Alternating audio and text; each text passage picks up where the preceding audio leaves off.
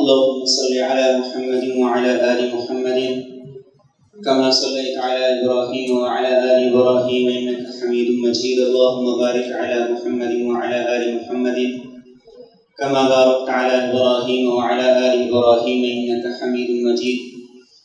قال الله تبارك وتعالى في القرآن المجيد والفرقان الحميد: أعوذ بالله من الشيطان الرجيم. بسم الله الرحمن الرحيم. إن الله لا يظلم مثقال ذرة وإن تك حسنة يضاعفها ويؤت من لدنه أجرا عظيما. وقال النبي صلى الله تعالى عليه وسلم: الظلم ظلمات يوم القيامة، أو كما قال عليه الصلاة والسلام. اللہ تعالیٰ کی ذات کل کائنات کی بلا اختیار مالک ہے، اور اللہ تعالیٰ سے نہ سوال کیا جا سکتا ہے نہ پوچھا جا سکتا ہے. ہر ایک اللہ کو جواب دے، وہ کسی کو جواب دے نہیں. لا يسأل عما يفعل وهم يسألون. لیکن اس سارے اقتدار اور اختیار کے باوجود اللہ تعالیٰ کی ذات کا ایک اعلان اپنے بندوں کے نام بہت واضح ہے، اور وہ اعلان کیا ہے؟ یا عبادی انی حرمت الظلم علی نفسی، کہ میرے بندو میں نے اپنی ذات پر ظلم کو حرام کر لیا. حلال ہونا یا حرام ہونا یہ بندوں کا معاملہ ہے، یہ شریعت کا معاملہ ہے. اللہ پہ کوئی شریعت لاگو نہیں ہوتی، اللہ پہ کوئی قانون لاگو نہیں ہوتا. لیکن میرے اور آپ کے رب کا فیصلہ کیا ہے کہ اے میرے بندو میں نے اپنی ذات پر ظلم کو حرام کیا ہے. وَجَعَلْتُهُ بَيْنَكُمْ مُحَرَّمًا، اور ہر قسم کا ظلم تم پر بھی حرام کر دیا ہے. فَلَا تَظَالَمُوا، لہذا ایک دوسرے کے ساتھ ظلم، زیادتی، ناانصافی مت کرو. اور اس حدیث قدسی کے جملے کو اگر میں اور آپ سمجھ جائیں تو اللہ کے معاملے میں زندگی کے جتنے شکوے شکایتیں ہیں ساری ختم ہو جائیں. آج ہم میں سے ہر آدمی کو اللہ سے بڑے شکوے ہیں، بڑی شکایتیں ہیں. کوئی کہتا ہے میرے پاس نرینہ اولاد نہیں ہے، کوئی کہتا ہے میرے پاس کاروبار نہیں ہے، کسی کے پاس کھانے کے لیے پورا کھانا نہیں ہے، کسی کے پاس اچھی صحت نہیں ہے. ہر ایک کے پاس جو اللہ نے کمی رکھی ہے وہ اس کمی کو بنیاد بنا کے اللہ کی ذات سے شکوے شکایتیں کر رہا ہے اور مسلسل کرتا رہتا ہے.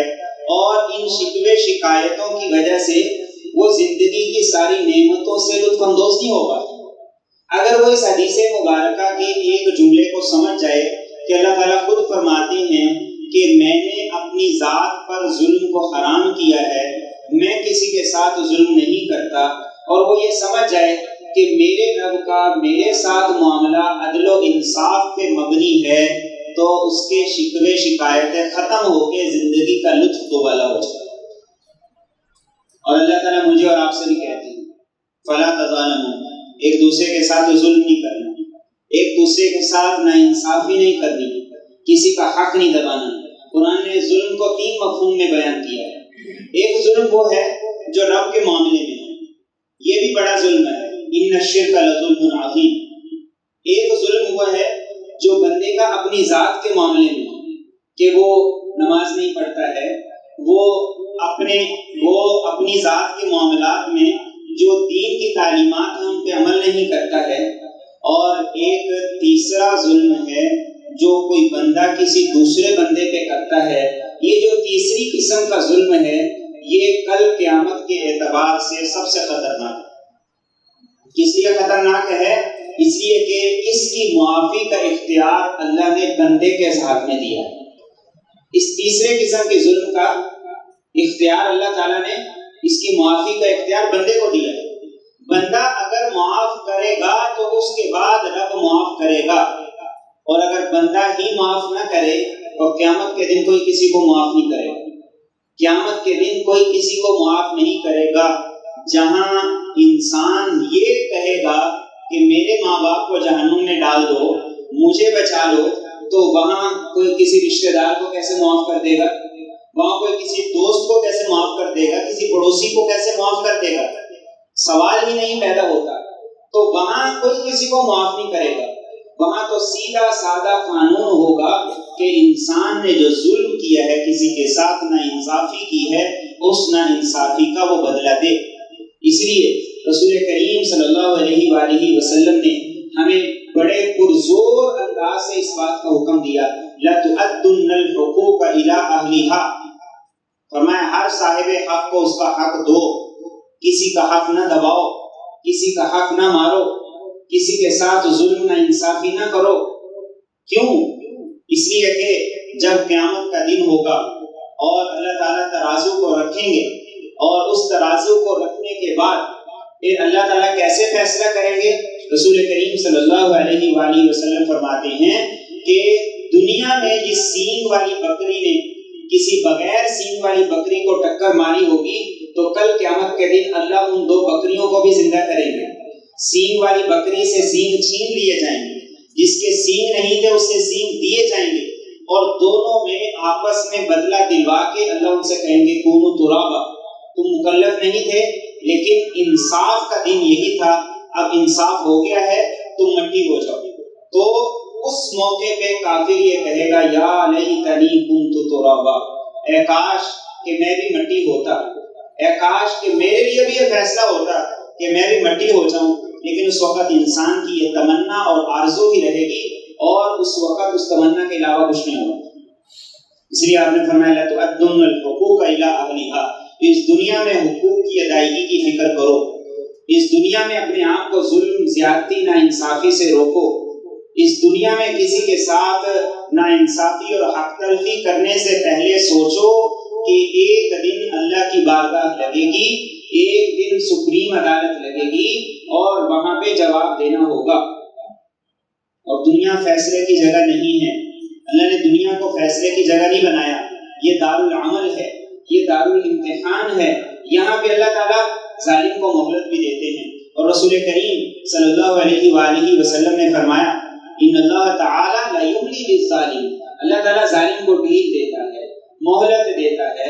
کس لیے مہلت دیتا ہے؟ یہ اللہ کی رحمت کا تقاضا ہے، یہ اللہ کی رحمت کا تقاضا ہے کہ اللہ تعالیٰ اسے ڈھیل دے رہا ہے۔ اس لیے ڈھیل دے رہا ہے کہ وہ سمجھ جائے، وہ اپنی غلطی کی اصلاح کر لے اور وہ پلٹ آئے اور وہ صاحب حق کا حق اسے دے دے، اللہ اس لیے ڈھیل دیتا ہے۔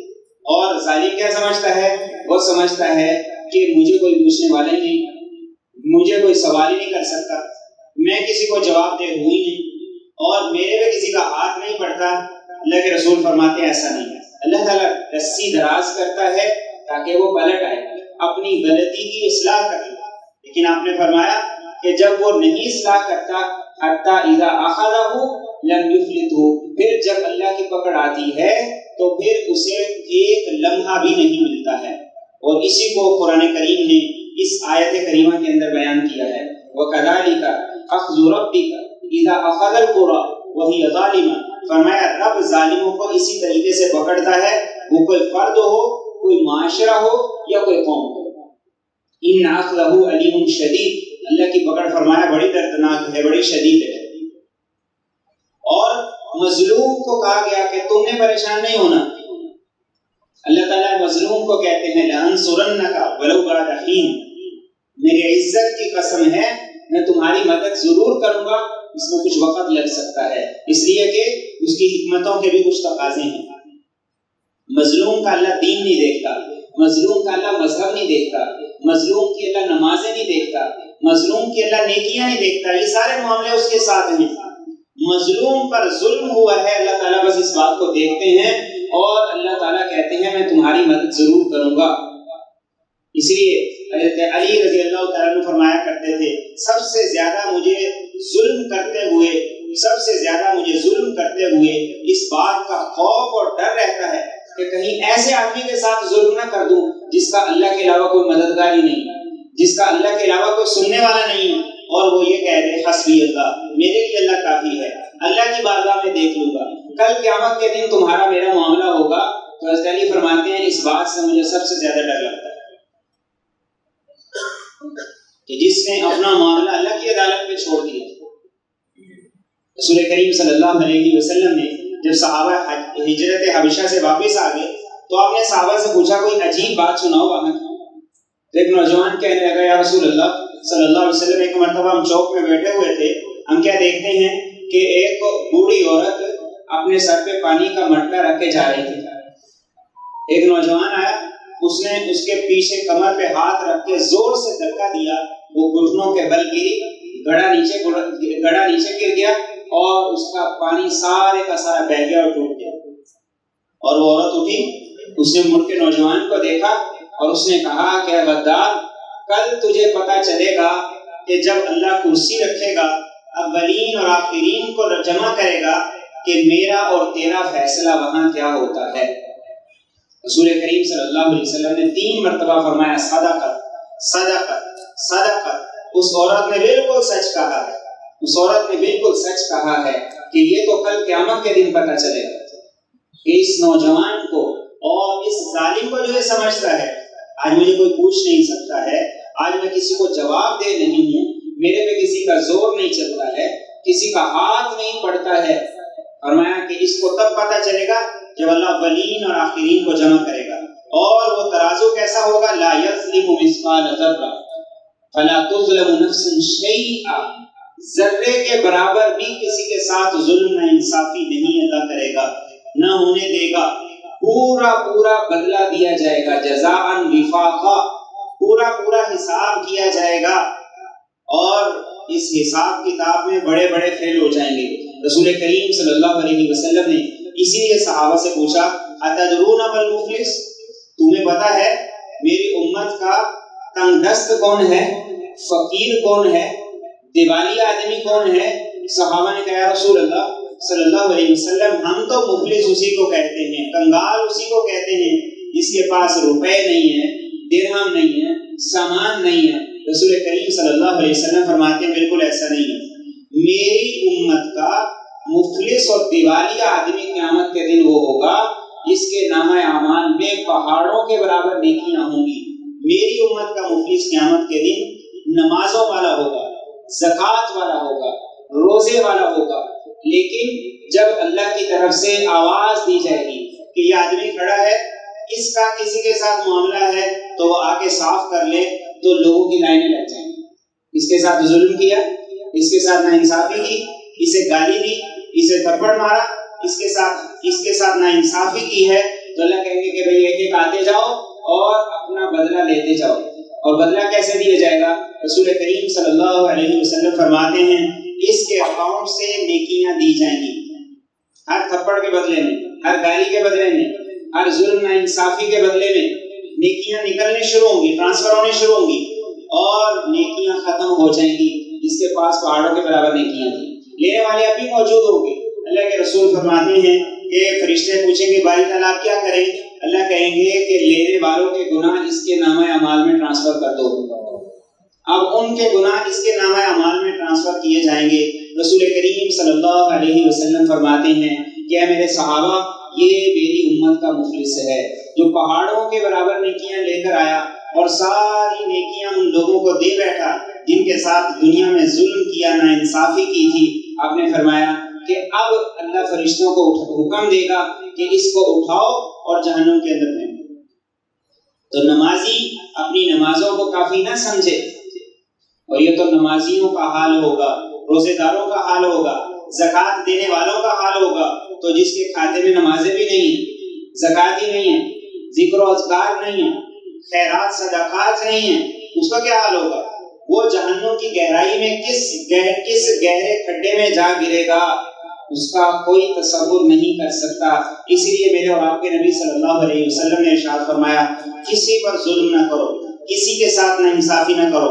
المسلم اخو المسلم لا یظلمہ، فرمایا مسلمان کا بھائی ہوتا ہے، اور اس کے بھائی ہونے کا پہلا تقاضا یہ ہے اس کے ساتھ ظلم نہ کرو، اس کے ساتھ ناانصافی نہ کرو، کسی بھی معاملے میں نہ کرو. نہ چھوٹے معاملے میں کرو، نہ چھوٹے معاملے میں کرو، نہ بڑے معاملے میں کرو. رسول کریم صلی اللہ علیہ وسلم نے واضح طور پہ ارشاد فرمایا دنیا میں کسی کو ایک چھڑی ماری، ایک سٹک، ایک کوڑا بھی کسی کو مار دیا، کل قیامت کے دن اس کا بھی حساب ہوگا، اس کا بھی بدلہ دلوایا جائے گا. آج ہم گالی دینے کو فن سمجھتے ہیں، آج گالی دینے کو ہم تفریح سمجھتے ہیں، اپنی انا کی تسکین کے لیے ہم یہ نہیں دیکھتے ہیں جس کو ہم گالی دے رہے ہیں ہمارا ملازم ہے، ہمارا ماتحت ہے.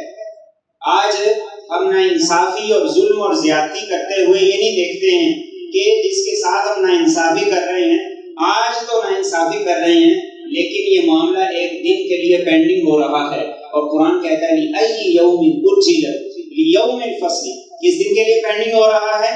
فیصلے کے دن کے لیے پینڈنگ ہو رہا ہے. اور وہ فیصلے کا دن کون سا ہوگا؟ وَمَا أَدْرَاكَ مَا يَوْمُ الْفَصْلِ. اللہ کہتے ہیں کہ تم اندازہ ہی نہیں کر سکتے کہ ٹینشن کیا ہوگی. آج ایک غریب کے ہاتھ میں جب بجلی کا بل آتا ہے اس کی ٹینشن کا عالم یہ ہوتا ہے کہ وہ اپنی جان کو بھول کے، اپنے بچوں پہ رحم کو بھول کے ان کے گلے کاٹ کے خودکشی کر لیتا ہے. اللہ کہتے ہیں وَمَا أَدْرَاكَ مَا يَوْمُ الْفَصْلِ. قیامت کے دن کی ٹینشن کا تم اندازہ نہیں کر سکتے.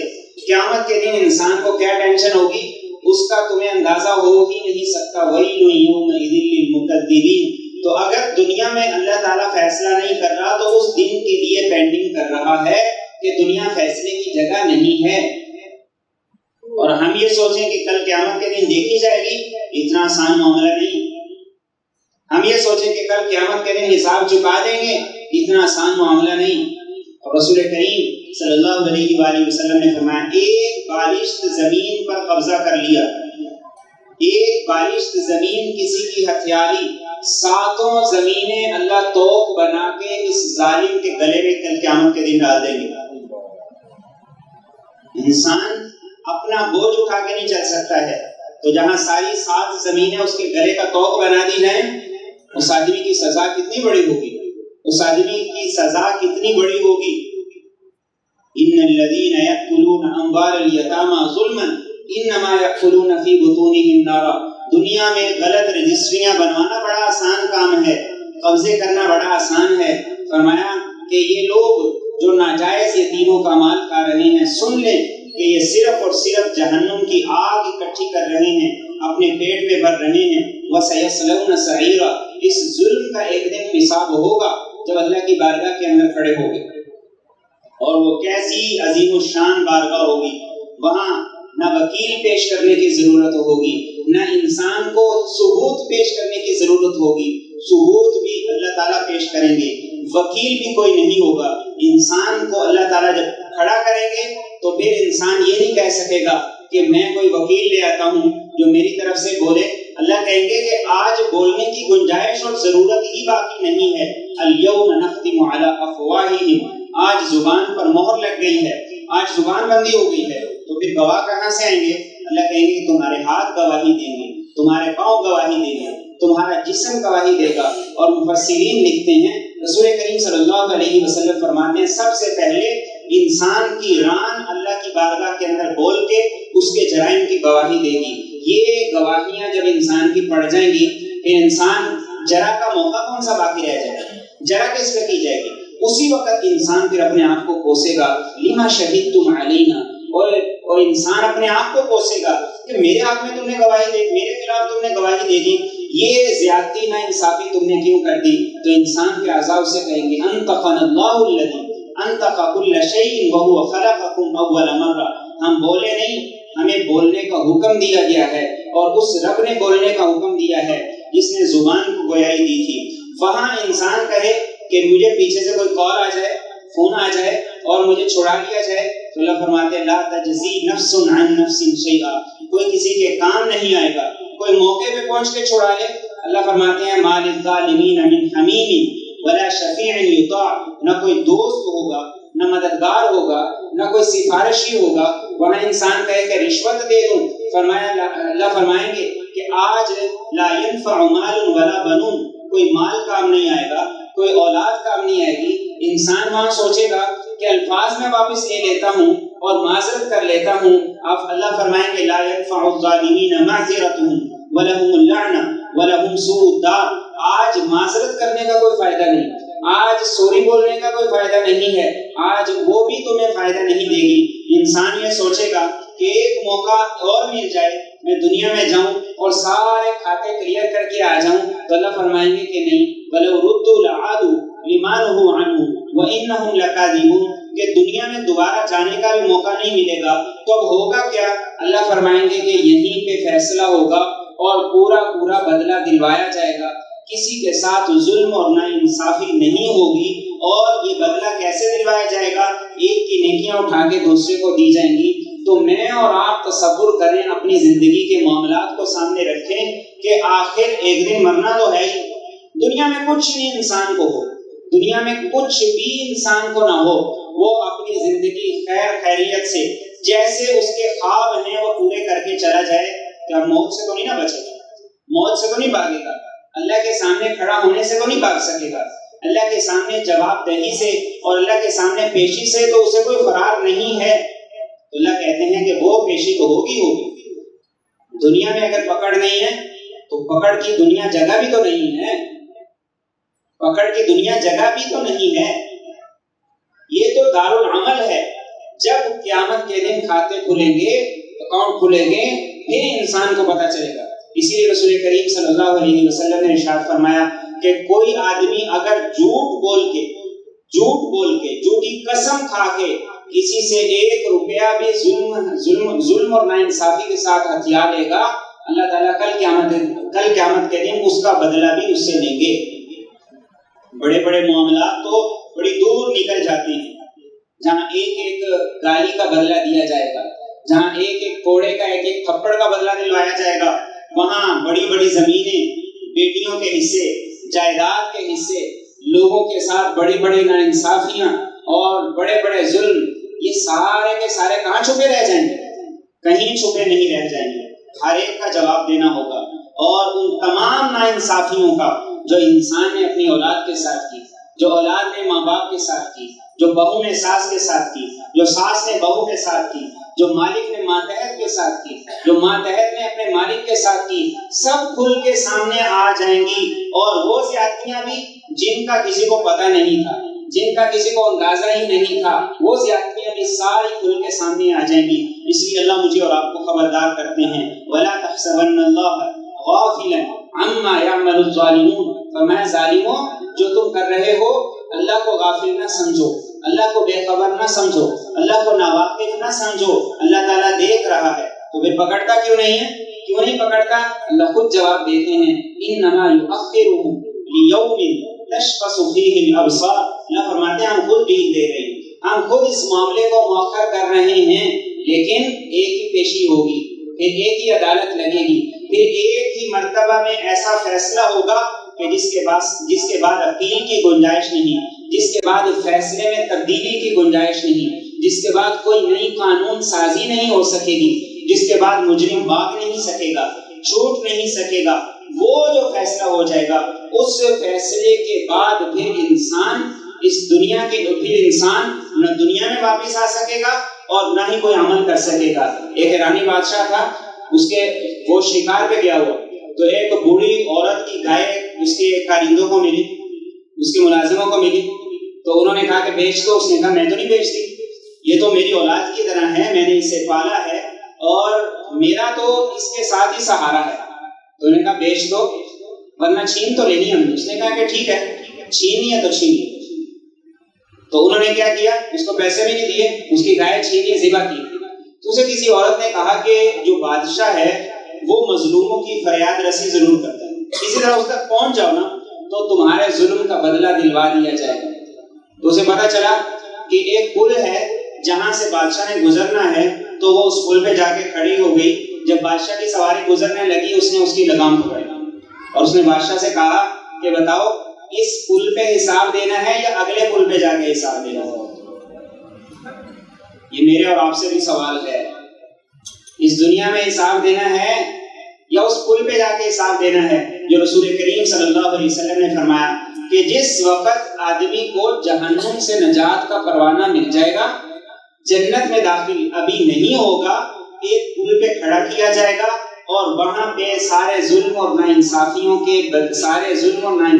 کے بدلے دلوائے جائیں گے۔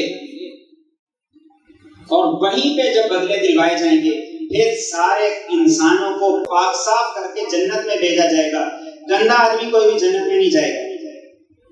تو میں اور آپ اپنی ناانصافیوں کو دیکھیں، اپنے مالی معاملات کو درست کریں، آج ہتھیانا بڑا آسان ہے، دھوکہ دینا بڑا آسان ہے، قانون ملک میں پہلے سے موجود نہیں ہے، کسی کے ساتھ ناانصافی کر لینا، کسی کا مال دبا لینا، کسی کی عزت پہ حملہ کر دینا بہت آسان ہے، لیکن اس کا جواب بڑا مشکل ہے۔ جواب بڑا مشکل ہے کہ جب انسان کے پاس جواب نہیں بن پائے گا تو میں اور آپ اپنا معاملہ اس دنیا میں درست کریں، اس دنیا میں اصلاح کریں، اور حسینیت یہی ہے، حسینیت یہی ہے۔ حسین رضی اللہ تعالیٰ عنہ، امام حسین رضی اللہ تعالیٰ عنہ جب تک کربلا نہیں تھے تب تک شخصیت تھے، لیکن کربلا کے بعد اب حسین نہیں، حسینیت ہے، وہ ایک فلسفی ہے، وہ ایک نظریہ ہے۔ اور یزید کربلا سے پہلے تک یزید تھا، کربلا کے بعد وہ یزیدیت ہے، وہ ظلم اور جبر اور استبداد کا استعارہ ہے۔ آج مردہ یزید پہ لعنتیں کرنا آسان ہے، آج مردہ یزید کو برا بھلا کہنا آسان ہے، لیکن زندہ یزید کو للکارنا ہی تو حسینیت ہے۔ آج ایک مجلس کے 2.5 لاکھ لیے جا رہے ہیں یزید کو گالیاں دینے کے لیے، اس پہ تو اولین اور آخرین کی لعنتیں پڑ رہی ہیں، نہ بھی ہم لعنتیں اس پہ ڈالیں تو اس پہ اتنی لعنتیں قیامت تک پڑتی رہیں گی کہ وہ اس کا بوجھ نہیں اٹھا پائے گا۔ لیکن زندہ یزید کے سامنے کھڑے ہونا بھی تو حسینیت ہے۔ اسی لیے میرے اور آپ کے نبی صلی اللہ علیہ وسلم نے ارشاد فرمایا انصر اخاک ظالما او مظلوما، فرمایا کہ اپنے بھائی کی مدد کرو، ظالم ہو یا مظلوم ہو۔ صحابہ نے عرض کی یا رسول اللہ صلی اللہ علیہ وسلم، مظلوم ہو اس کی مدد کریں، ظالم کی مدد کیسے کریں؟ آپ نے فرمایا کہ ظالم کے ہاتھ کو پکڑو، یہ ظالم کی مدد ہے، اسے ظلم سے روکو، یہ ظالم کی مدد ہے، اس کے ظلم کے خلاف آواز اٹھاؤ، یہ میری اور آپ کی ذمہ داری ہے۔ آج ہم میں سے ہر آدمی کہتا ہے زیادتی اس کے ساتھ ہو رہی ہے، میں کیوں بولوں، ناانصافی اس کے ساتھ ہے، میرا تو کوئی لینا دینا نہیں ہے۔ اس تصور اور اس سوچ نے ہمیں بھیڑ بکریوں جیسا بنا دیا ہے، اس تصور اور سوچ نے ہمیں بھیڑ بکریوں جیسا بنا دیا ہے۔ ہم قوم نہیں رہے ہیں، قوم وہ ہوتی ہے کہ جہاں ایک کے ساتھ ظلم ہو تو سارے اس ظالم کے خلاف کھڑے ہو جائیں، یہ قوم ہوا کرتی ہے۔ اور اللہ تعالیٰ نے قرآن کریم میں خبردار کیا ہے مجھے اور آپ کو اس بات سے، وَاتَّقُوا فِتْنَةً لَا تُصِيبَنَّ الَّذِينَ ظَلَمُوا مِنْكُمْ خَاصَّةً، فرمایا اس وقت سے، اس عذاب سے ڈرو کہ جب سارے کے سارے اللہ کے عذاب کی لپیٹ میں آ جاؤ گے۔ اور اللہ کا عذاب کب آئے گا؟ جب عمومی طور پر ظلم، زیادتی، ناانصافی کا کاروبار گرم ہو جائے۔ آج ہر طبقے میں ظلم ہے، ہر لیول پہ ظلم ہو رہا ہے۔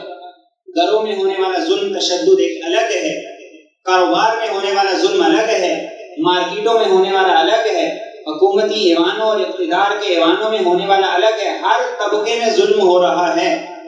لیکن اس ظلم کے خلاف آواز اٹھانا یہ میرے اور آپ کی ذمہ داری ہے۔ اور قرآن کیا کہتا ہے وَلَا تَرْكَنُوا إِلَى الَّذِينَ ظَلَمُوا فَتَمَسَّكُمُ النَّارُ، فرمایا ظالم کی طرف تھوڑا سا بھی جھکاؤ تمہیں جہنم کے عذاب میں مبتلا کر سکتا ہے۔ تھوڑا سا جھکاؤ بھی اللہ کہتے ہیں برداشت نہیں ہے۔ امام منصور سے کسی نے کہا کہ آپ کو جج بنا دیتے ہیں، تو انہوں نے کہا میں نہیں بنتا۔ پوچھا کیوں؟ کہا کہ میں نے حدیث سنی ہے ابراہیم نقعی سے، اور انہوں نے سنی ہے علقمہ سے، انہوں نے سنی ہے عبداللہ بن مسعود سے، اور عبداللہ بن مسعود نے سنی ہے رسول کریم صلی اللہ علیہ وسلم سے۔ اور حدیث یہ ہے قیامت کے دن اعلان کرنے والا اعلان کرے گا، اناؤنسمنٹ ہوگی، این الظالمون این الظلمہ، ظالم کدھر ہیں کھڑے ہو جائیں۔ اور پھر اناؤنسمنٹ ہوگی این اعوان الظلمہ و اشیاعہم، ظالموں کے حمایتی کدھر ہیں، مددگار کدھر ہیں، وہ بھی کھڑے ہو جائیں۔ ان کے ووٹر کدھر ہیں، وہ بھی کھڑے ہو جائیں۔ ان کے فالوورز کون ہیں، ان کے حمایت کرنے والے کون ہیں، سب کے سب کھڑے ہو جائیں، سارے کھڑے ہو جائیں گے۔ رسول کریم صلی اللہ علیہ وسلم نے فرمایا یہاں تک کہ کسی نے ظالم کو قلم تراش کے دیا، اس کے پین میں سیاہی بھر کے دی، ان سب کو اللہ تعالیٰ کل قیامت کے دن ایک ہی جگہ اکٹھا کرے گا اور لوہے کے تابوت میں، لوہے کے صندوق میں ڈال کے سب کو جہنم کے اندر جھونک دیا جائے۔ آج ظالم کیوں ظالم ہے؟ اس کے حمایتی ہیں، اس کے مددگار ہیں، اس کا دفاع کرنے والے ہیں، اس کی سپورٹ کرنے والے ہیں۔ اور آج بھی آپ دیکھیں کیسی بدقسمتی ہے کیسی بدقسمتی ہے، کتنے ماڑے مقدر ہیں اس آدمی کے جو آج بھی امام حسین کی بجائے یزید کا دفاع کرے. کتنے ماڑے مقدر ہیں اس آدمی کے جو آج بھی شہدائے کربلا کے بجائے یزید ملعون اور یزید بدبخت کا دفاع کرے. تو پھر ہم کیسے یہ تصور کر سکتے ہیں، کیسے سوچ سکتے ہیں کہ آج کے ظالم کو کوئی مددگار میسر نہیں؟ تو میرے اور آپ کے پیغمبر نے مجھے اور آپ کو ایک ہی بات کی تعلیم دی ہے، مظلوم بن جاؤ، ظالم نہ بننا، کسی ظالم کے حمایتی نہ بننا، اس کے اعوان اور مددگار نہ بننا، ورنہ کل قیامت کے دن سب ایک فہرست میں ایک لائن میں کھڑے کر دیے جاؤ گے.